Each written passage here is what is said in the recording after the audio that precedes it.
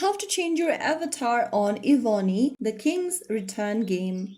Hi everyone, welcome back to another tutorial from Tech for Gamers. If you're playing Evony and want to show off a new avatar that represents your kingdom or your style, then it is super easy to do so. First things first, launch open the Evony, the King's Return game on your device and make sure you are inside this page. Once you're in, go ahead and click on your current avatar at the top left corner of the screen and you will come across this page. Here, select your current avatar on the middle of the screen and you'll be taken to this page from where you can select a different avatar from the bottom menu. To change it, select the avatar and you'll need to spend 400 diamonds. If you got it, you can tap on change at the bottom and click on confirm. After spending 400 gems, you'll be able to change your avatar.